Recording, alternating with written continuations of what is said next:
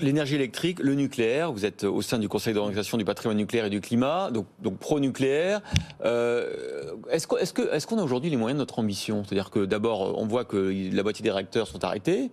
Non, plus maintenant. 25 sur 43 encore. Oui, 25, oui, la dernière fois que je suis venu chez BFM Business, c'était 30. Bon. Ça va mieux. Ça va mieux, mais ça va pas aussi vite qu'on voudrait. Ça va mieux, et ça ira mieux normalement jusqu'à l'hiver.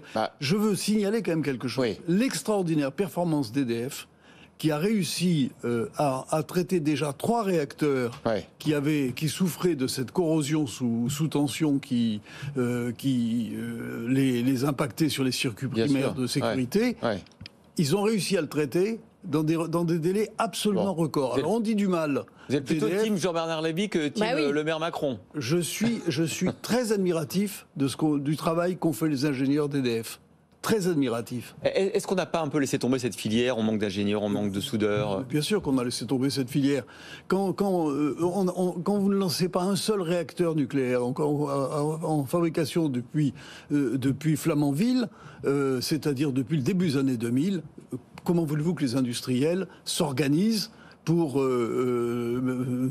développer des capacités et mettre en place des compétences? Je rappelle qu'on avait annoncé la fermeture de 14 réacteurs, que c'est d'ailleurs toujours dans la PPE, Programmation pluriannuelle de l'énergie, la fermeture de 14 réacteurs. Là, on en a fermé 2, ça a été une erreur fondamentale. On en a fermé 2. Je crois que quand vous avez cette perspective, vous ne pouvez pas créer, vous ne pouvez pas attirer des ingénieurs, vous ne pouvez pas attirer les talents. C'est tout à fait normal que cette filière ait connu des difficultés. Maintenant, elle se ressaisit, et moi, je fais confiance. C'est pas trop tard? Mais non, c'est pas trop tard. Quand Messmer a lancé son plan en 74, il n'y avait pas les capacités. On les a créées. Et moi, quand je suis arrivé en 81 comme directeur de cabinet de Chevènement, on lançait 6 réacteurs par an. Alors que là, on lance 6 sur combien? 10-15 ans? Je ne sais pas sur combien de temps, on va nous le dire, puisqu'il y aura une programmation. Et j'espère qu'on ne va pas s'arrêter à 6.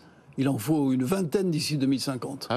Mais justement, en tant que grand capitaine d'industrie, quand vous voyez la manière dont aujourd'hui l'État parle de Jean-Bernard Lévy, de la filière nucléaire, et dit non, nous n'avons fait aucune erreur, et tout ça, c'est parce que ça a été mal géré. Est-ce que vous vous dites pas, ça dégoûte des futurs grands capitaines d'industrie, justement, de prendre des responsabilités au sein de la filière publique? Ne dites pas ça à Luc Rémond, qui vient de prendre cette responsabilité. C'est une très belle responsabilité. Il va avoir devant lui des défis majeurs, mais il va avoir des défis positifs. Ça va être de recréer justement la dynamique de construction de centrales nucléaires. Et je pense qu'il travaillera pour le pays, parce que le pays en a besoin de ces centrales. On ne peut pas rester dans la situation actuelle. Moi, je me souviens, en 2016, je m'étais insurgé auprès d'un haut responsable du ministère de l'écologie de la fermeture de Fessenheim. Il m'avait dit, mais monsieur Gallois, on aura besoin de